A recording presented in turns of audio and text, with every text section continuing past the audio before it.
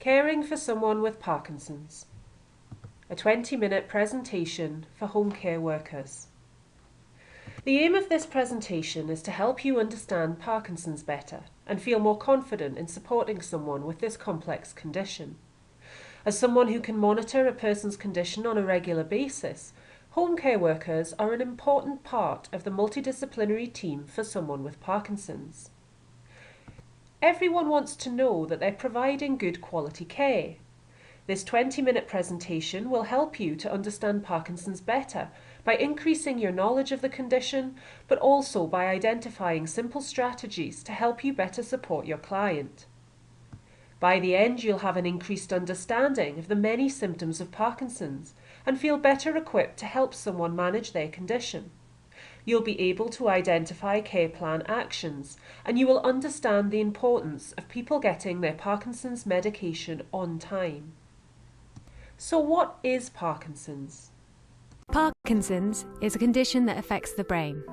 It develops when cells in a particular part of the brain stop working properly and are lost over time.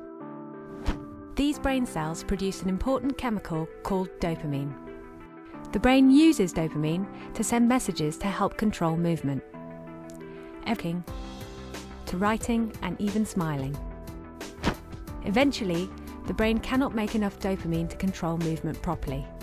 This is when symptoms start to appear. These problems can be subtle at first, like handwriting becoming smaller.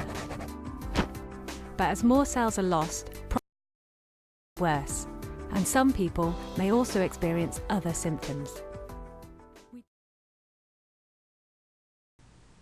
So Parkinson's is a progressive neurological condition, with people experiencing worsening symptoms over time. We don't know what causes Parkinson's, but we do know that certain cells that produce dopamine in the brain degenerate, as the video showed. It's also a fluctuating condition, which means the way that it affects somebody can change from day to day or even hour to hour. If a person can carry out an activity once but isn't able to do it again, even on the same day, this doesn't mean they're being difficult or that they aren't trying. Now, there's currently no cure for Parkinson's, and so medication and good management play a vital role. It will make a huge difference to the people you look after if you understand the condition and are better able to help them to manage their symptoms. So what do you need to know when you're caring for someone with Parkinson's? Because of the changing nature of this condition, it can be hard to assess someone's needs.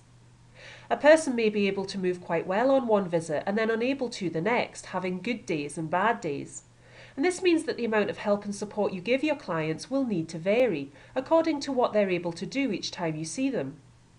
People with Parkinson's may need early morning visits because movement difficulties may leave them unable to get out of bed, and they might need help with getting up. Parkinson's affects everybody differently, so care should always be person-centred. A Parkinson's-friendly individual care plan should be put in place, one which reflects the fluctuating nature of the condition. And remember to always listen to the individual and their family about how best to help. They are the experts in this condition. Now, you won't be the only person involved in the care of someone with Parkinson's. People with the condition will often need the expert help of a multidisciplinary team. This might include a specialist consultant, Parkinson's nurse, and allied health professionals such as physiotherapists to help with movement, speech and language therapists to help with communication and swallowing, and occupational therapists to help with aids and adaptations. You are a key part of the multidisciplinary team, and if you think the person you're caring for needs extra support, it's vital that you tell your manager so they can report the issue. Now let's have a look at some of the symptoms that people with Parkinson's might experience. If I ask you what you think of when you think of Parkinson's, what would you say? Many people will say shaking or tremor. Is that what you thought of? Let's have a look at Parkinson's tremor. Tremor can be a feature of other conditions too, but people with Parkinson's usually have tremor when they're at rest, and often people will say their tremor gets worse when they're feeling nervous or anxious. Often when a person engages in an active task, the tremor lessens, as this video demonstrates. This is Fraser at rest. It may not seem that way because his tremor is very obvious. It's a resting tremor, worse at rest, improving with activity. This is what we call a pill roll tremor, because the tremor movement is like you rolling a pill around in your hand. But the more severe the tremor becomes, the more obvious and frustrating it is. The tremor always starts down one side of the body, but as the condition progresses, it can move into the other side for some people. Look at how Fraser copes with this difficult fine motor movement. Now the tremor isn't visible because he's being active. He is perfectly able, using this screwdriver, to turn the screw. This looks like an easy task for him. Tremor is a common feature of Parkinson's. About 30% of people with Parkinson's don't have any tremor at all, so it's important to understand all the other ways that Parkinson's can affect somebody. Now let's have a look at some of the other motor symptoms. With Parkinson's, the ability to move slows down. This means it will take someone longer to do things and they may have a lack of coordination. It can be difficult to begin a movement, such as getting up out of a chair, so always give people plenty of time and patience. When walking, a person with Parkinson's may have shuffling steps and stoop forward. As you can see, this gentleman is walking slowly. He's using shortened, shuffling steps and his posture is stooped. As the condition progresses, steps can become smaller and more shuffling, which can increase the risk of somebody falling. It's worth checking that the home environment minimises the risk of someone falling. Grab rails and non-slip mats in bathrooms can help, and you can ensure that there's adequate space around furniture. Also, if the person you care for has problems with their balance, try not to discuss anything with them when they're walking. Rigidity is another motor symptom, and somebody who has very stiff and inflexible muscles may have a lot of pain as a result. They may be unable to swing their arms when they walk, and simple movements such as getting up from a chair, rolling over in bed, or fine movements like writing or fastening a button can be difficult and painful. Regular exercise is helpful, and if you think the person you're caring for needs pain relief, report this to your manager. Another issue to be aware of is that of freezing, which is common in people with Parkinson's. Freezing often happens when something interrupts or gets in the way of a normal sequence of movements such as walking. They'll suddenly stop, unable to keep walking, and it can be triggered by changes in floor surface or approaching doorways, as you could see with this gentleman. If the person you're caring for starts to have problems with freezing, then report it to your manager. They might need a medication review, or they may benefit from seeing a physiotherapist. Often somebody who freezes will have their own techniques to help get moving again, so speak to them and to their family about how you can help. Cueing techniques often involve rhythm, so for example, clapping hands or clicking fingers in rhythm can help. And encourage your client to take regular exercise if appropriate, as this can help strengthen muscles, increase mobility and build up general fitness. Now, there are lots of different drugs used to treat Parkinson's, and no two people are the same. The person you look after may be taking lots of different drugs, some of which are available in different forms. It's vital that people with Parkinson's are able to take their Parkinson's medication at the right time, because if they don't, their Parkinson's may become uncontrolled. And this would mean that you would need to do more for the person with Parkinson's than you would do otherwise. It can also take someone a long time to get back to normal, and so understandably people are very anxious about getting their drugs on time. Check to see if your client has a medication diary, and if they manage their own medication, using a pill timer if they have difficulty in remembering can help. Make sure you keep family members informed about the medication schedule and any changes. It's important to note that it's dangerous to stop medication suddenly. If you have any concerns about medication, report them to your manager. When people with Parkinson's disease don't get the drugs when they need them, if they have to have a 10 to 2, it's for a reason. What can then happen is the person can actually switch off. So you've lost the quality. You've then got input where you need staff to actually feed and wash and dress.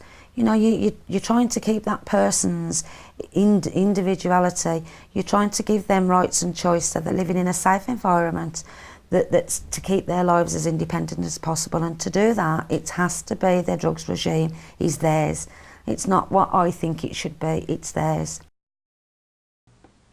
Whilst drugs are vital in helping to manage Parkinson's, there are some challenges to medication. As the condition progresses, fluctuations can occur in how well the medication is working, and these fluctuations can be unpredictable. Wearing off is when symptoms recur before the next dose of medication is due. A medication diary can help you to understand how your client's symptoms change when they need their medication. Sometimes fluctuations can happen very quickly, and this is known as switching on and switching off. On-off is different from freezing. When someone is off, their symptoms are at their most debilitating and can result in someone hardly being able to move. They will require more care, and they might feel very anxious and worried. Like somebody taking a plug out of a bowl of water. You can feel your energy going down the plug hole, and you just fade into nothing. Or the other way I can go off is to have terrible cramps. They start in my legs and work up my body. So it affects my whole body, and I can't speak and I can't feed myself or anything. Other challenges with medication can include involuntary movements, known as dyskinesia. This can be distressing for people and can cause embarrassment, fatigue, and weight loss. You can see from this gentleman he's very dyskinetic and he can't control his movement at all. It's caused by long-term use of medication, and it's very embarrassing for people. Ensure your client is comfortable and safe if they are very dyskinetic. Impulsive-compulsive disorder is another issue which it's very important to be aware of, and again is a side effect of certain types of Parkinson's medication. Impulsive behaviours can include gambling, shopping addiction, or an increase in sexual thoughts, feelings and behaviour, known as hypersexuality. Compulsive behaviours are when someone has a strong urge to do something obsessively and repetitively. Now, often people are not aware of the effects of their behaviour. If someone is demonstrating impulsive or compulsive behaviour, it needs to be reported back to your manager. Also, some people with Parkinson's may experience hallucinations or delusions. Hallucinations are where people see, hear or feel things that aren't there, and they usually happen in the later stages of Parkinson's. Delusions are thoughts or beliefs that aren't based in reality. Now, because they may be the result of Parkinson's medication, it's important to report this to your manager, as the person might need a medication review. Let's have a look at communication, because people with Parkinson's will often have issues with their communication. Their speech may become quieter and slurred, they may have a monotonous tone, and they can take a long time to respond. Mask-like expression is also a feature for some people, caused by rigidity in the facial muscles, and people might find it difficult to smile because of this. Make sure you give people plenty of time and be patient and reassuring. Wait for somebody's response and try to listen carefully. Don't make assumptions about their intellect or mood, and if you think speech is getting worse, report it to your manager. And also try not to talk over background noise such as the TV or the radio, and try not to make your client talk whilst they're doing another activity, as it can be difficult for some people to multitask. So we've talked about the motor symptoms of Parkinson's and looked at medication and some of the challenges with medication. But there are a wide range of non-motor symptoms, and it's these which often have the greatest impact upon quality of life. Included here are some of the common non-motor symptoms, but it's not an exhaustive list. Remember, everyone with Parkinson's is very different, and people will not necessarily experience the same symptoms or even experience symptoms all of the time. Something that many people with Parkinson's do experience are sleep and nighttime problems, which can leave someone feeling tired and lethargic during the day, as this video demonstrates. I haven't had a decent night's sleep for years, really. I just get to a place where I'm absolutely exhausted, and then I will sleep through, and occasions when I do sleep through, it's just fantastic. I generally wake up quite early, about 5 o'clock. Then I kind of shift around and fidget and can't get back to sleep, and I get kind of muscle cramps and stuff. Not getting enough sleep can make someone confused or irritated. If your client's very tired, let them rest when they need to. Turning over in bed can be difficult for someone with Parkinson's because of rigidity. So check if they need care for pressure ulcers and help them to change their position regularly and make sure they have adequate pain relief. You might find it helpful to keep a sleep chart which can be taken to their next specialist appointment and used to assess their difficulties. And practical tips include the person wearing either satin pyjamas or having satin sheets to help them turn in bed. Incontinence is a common problem for people with Parkinson's. People may experience urgency but aren't able to get to the toilet in time, or they may need to go to the toilet more frequently, particularly at night. You might need to help them with unbuttoning clothes or using zips. Make sure you give plenty of time so they feel comfortable and unhurried. And also make sure they don't cut down on fluids, as this can lead to dehydration and constipation. 6 to 8 glasses of fluid a day are recommended. If your client has bladder problems, report it to your manager, as they may need to be seen by a relevant member of the multidisciplinary team. Constipation is caused by the bowels slowing down, as well as issues with chewing and swallowing food and side effects of medication. It's vital to minimise the risk of constipation in someone with Parkinson's, because their medication will not be absorbed properly, and this will lead to poor symptom control. Medication to help constipation may be an option, so always report it to your manager. And as well as ensuring people get enough fluid, also ensure they have a healthy diet with lots of fruits, vegetables and whole grain food. If someone has problems with swallowing, there are soluble varieties or high fibre drinks available. And you might find it helpful to keep a diet or stool chart which can help to specify someone's needs. Many people with Parkinson's have swallowing difficulties and problems with saliva control, which can impact on eating and drinking. If someone shows signs of a swallowing problem, for example coughing or choking on food, report it to your manager, as they will need to be referred to a speech and language therapist. You can help by giving people lots of time to eat meals and assisting if necessary. Avoid dry and crumbly foods, thicken liquids if need be, and ask your manager to seek advice from an occupational therapist on specially designed cutlery or cups. Finally, it's important to know that there are also a range of cognitive issues that someone with Parkinson's may experience. Depression and anxiety are common. Mild memory problems may result in issues with planning, multitasking, or moving between one task and the next. This doesn't necessarily indicate a more serious problem, but the person should always be assessed. And finally, you may care for someone who has Parkinson's dementia. Cognitive symptoms will be more severe, and there may also be changes in appetite, energy levels and sleeping patterns, or evidence of hallucinations and delusions. If you notice any changes in your client's condition or have any concerns about their mental health, report it to your manager. Remember, there are a wide range of professionals and people who may be involved in the care and support of someone with Parkinson's. Identify your local contacts and seek advice when necessary. Parkinson's UK offers support and resources that are freely accessible and available. We have Parkinson's local advisors in every area of the UK who can visit your client in their own home and give advice and support. We also have a confidential helpline and a wide range of high quality and free of charge resources, including a booklet called Parkinson's, a Guide for Home Care Staff, which can be ordered free of charge. You'll find information on the Parkinson's UK website. As Parkinson's is a complex condition, you might want to develop your learning further with our range of online and face-to-face education. Have a look in the professionals section of the Parkinson's UK website to find out more. And you may also wish to sign up to the UK Parkinson's Excellence Network, which brings together health and care professionals with an interest in the condition. You can make a real difference to the quality of life of someone with Parkinson's, and these are the key things to remember.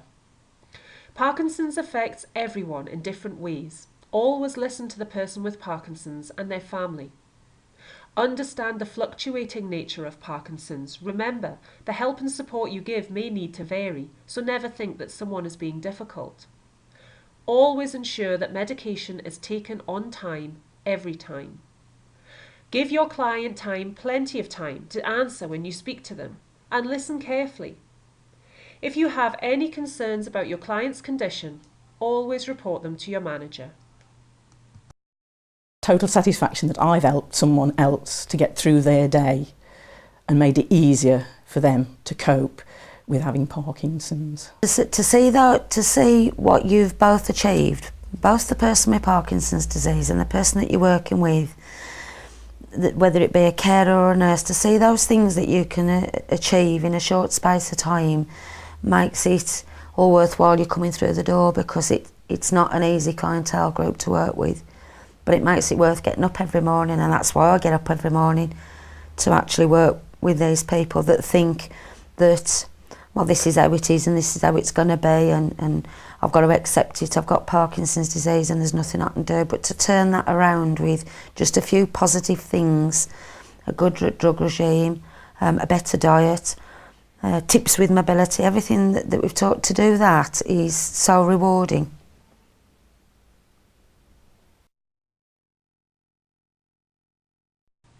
I hope you found this presentation useful, and please do visit our website today and find out more. Thanks for listening.